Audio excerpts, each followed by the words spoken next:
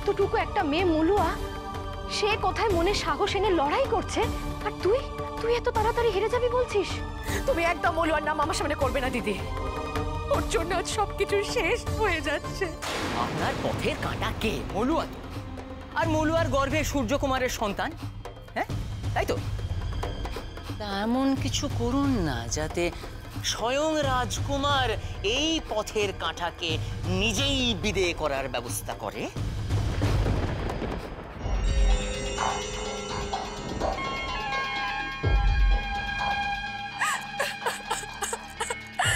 সূর্য, আমার সূর্যকুমার।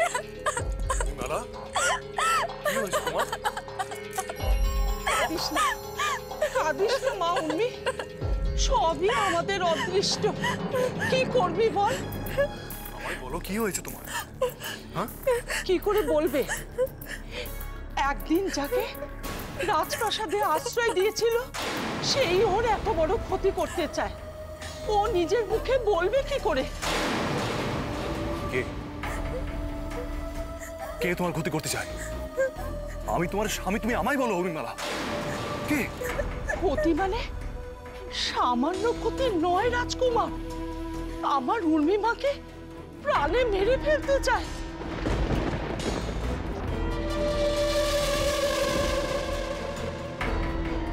তুমি আমাকে বিদায় দাও সূর্যকুমার, আমি সমুদ্রগড় ফিরে যাই।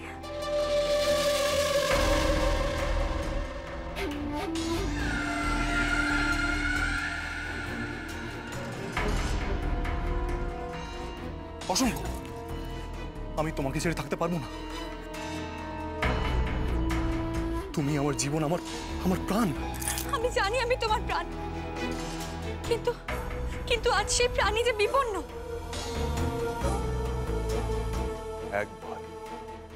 একবার তুমি ওর নামটা বলো, কে তোমাকে হত্যা করতে চায়? এই রাজপ্রাসাদে আমার বিরুদ্ধে গভীর চক্রান্ত চলছে, আর যে এই চক্রান্ত করছে সে আমাকে প্রাণে মেরে ফেলতে চায়। সে হলো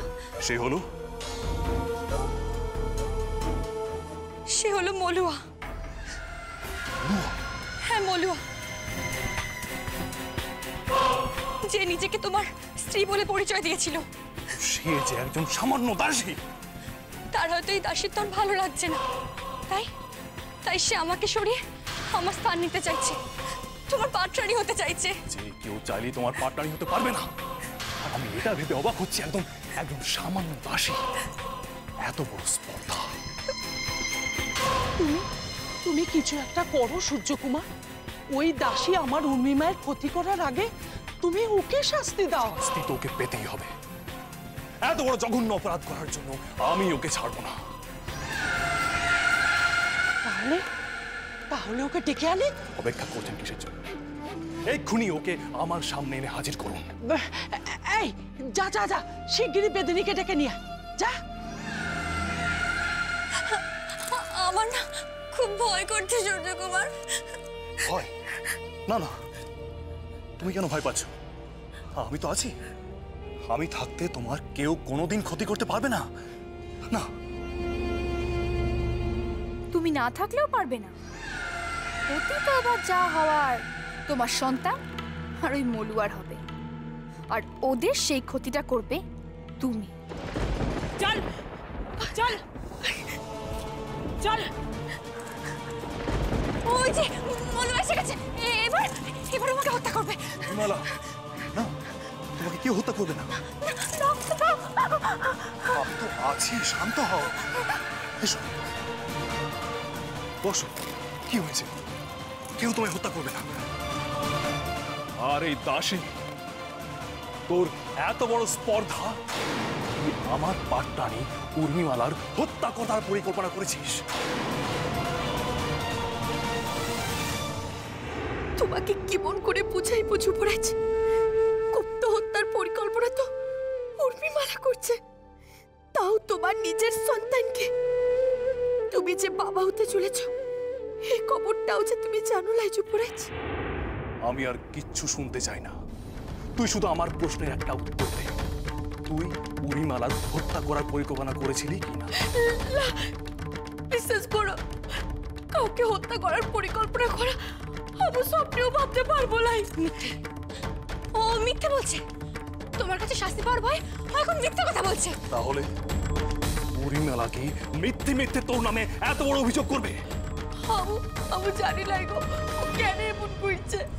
এবার জানবি ষড়যন্ত্র করা আর মিথ্যে কথা বলার কি শাস্তি হতে পারে।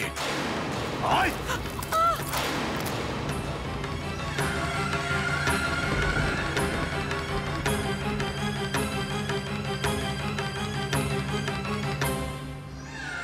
দেখ মলুয়া, তোর যুবরাজই তোকে আজকে আমার পায়ের কাছে এনে ফেললো। তুমি যুবরাজকে দিয়ে পাপ করাইছ, এই পাপের বোঝা তোমাকেও বলতে হবে উর্মিমালা।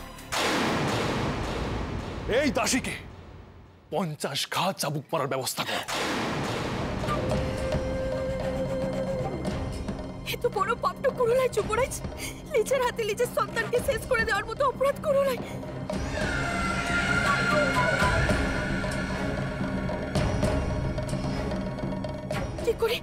কি করে ওকে আটকাইবো? আমাকে ওকে বলে দেবো যে ও বাবা হতে চলেছে? না না, এখন যদি আমি ওই কথা বলি ও আমার কথা বিশ্বাস করবে না। তাহলে তবে কি উর্মিমালার পায়েটা ধরবো? কিন্তু ওর মঞ্চে পাশান আমার শত অনুরোধেও ওর মঞ্চে করবে না। কি করি? যুবরাজের কাছে অনুরোধ করি, যতই কষ্ট হোক না কেন পড়ার দিকে তো আর দয়াভাবে চলে যাবে না। আমি তোমার পায়ে পড়ছি গো, আমি তোমার কাছে ক্ষমা চাইছি। আমি জানি আমি কিচ্ছু করি নাই, তবু তুমি আমাকে ক্ষমা করে দাও। আমি একা হলে বলতাম না গো। অমনি ভয় পেয়ে গেলি? তখন যখন বারবার বলেছিলাম যে এমন কিছু করিস না যাতে তোকে শাস্তি পেতে হয়, কই তখন তো শুনিসনি।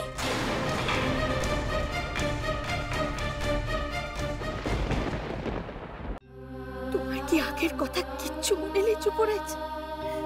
আমাদের ভালোবাসার সেই সব মুহূর্তের কথা তুমি কি করে ভুলে গেলে যুবরাজ?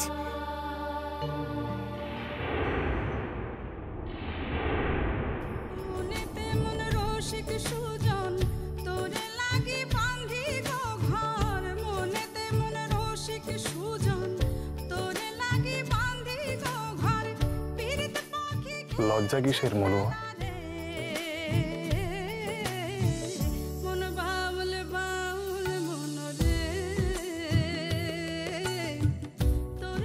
এই রাত শুধু তোমার আর আমার। এমন কোন শক্তি এই পৃথিবীতে জন্মায়নি যে তোমাকে আমার কাছ থেকে আলাদা করে দিতে পারে। জীবন থাকতে এই কাজ আমি কখনো কাউকে করতে দিতে পারবো না।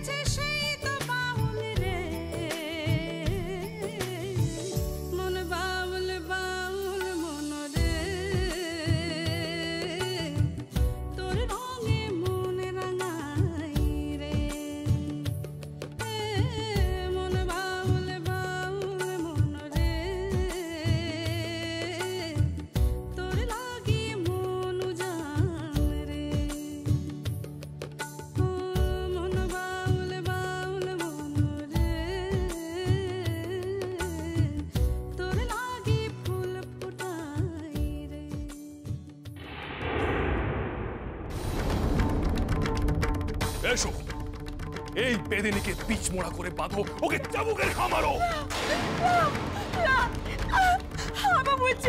আমাকে ছাড়ি দাও, তোমরা আমাকে যা বলবো আমি তাই করবো। আমাকে শুধু ছাড়ি দাও, আমার সঙ্গে মরণ নাই। কুড়োলাই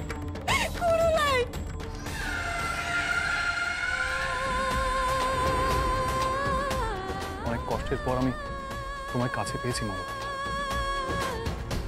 আমি তোমাকে আর কখনো কোনোদিনও দূরে চলে যেতে দেব না। এই দাসীকে আজ ওর যোগ্য শাস্তি দেব।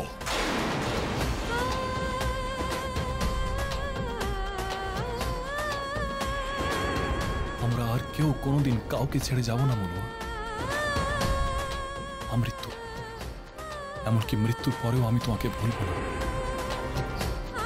এত বড় সাহস উর্মিমালাকে ক্ষতি করার চেষ্টা করে, মারো একে, মারো।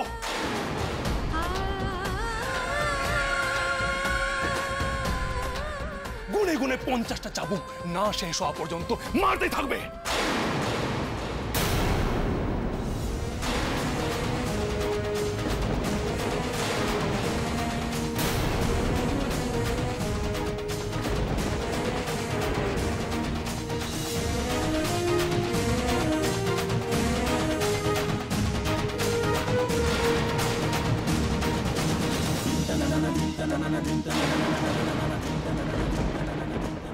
কি হলো? মারো। আমার যে হাত আটকে গেছে যুবরাজ, কোনো মতে হাতে ছাড়ানো যাচ্ছে না।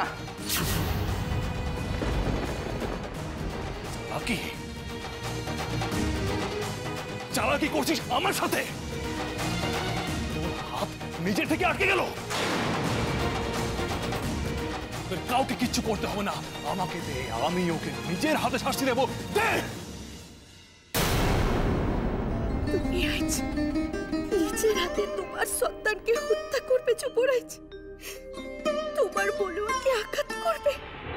আমি জানি মলুয়া, সূর্যের হাত থেকে এই চাবুকের আঘাত পেয়ে তোর কষ্টটা দ্বিগুণ হয়ে যাবে, কিন্তু কি করব বল, এই দৃশ্য দেখতে গিয়ে যে আমার আনন্দটাও দ্বিগুণ হয়ে যাচ্ছে।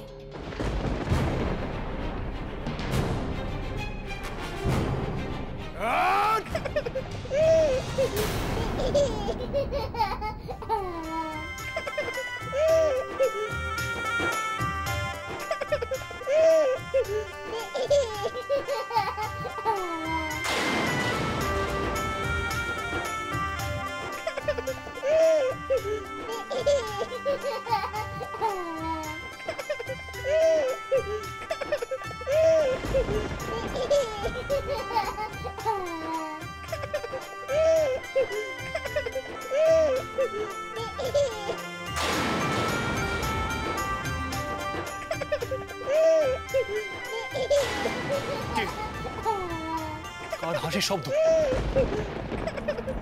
কে আসছে? কে আবার? তোমার সন্তান যুবরাজ।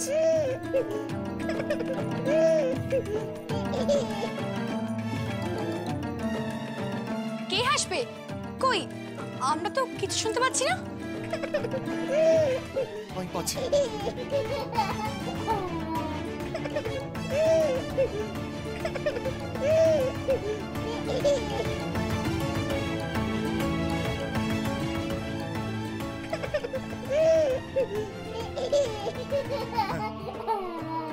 কেউ হাসছে?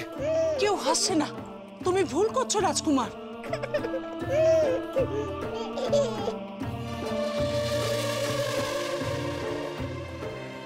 না, আমার মনের ভুল নয়, কোনো বাচ্চার হাসির শব্দ।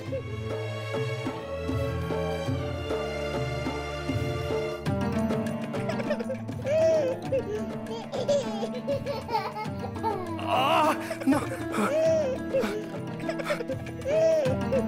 আমি শুনতে পাচ্ছি। তোমরা কেন কেউ কিছু শুনতে পাচ্ছ না?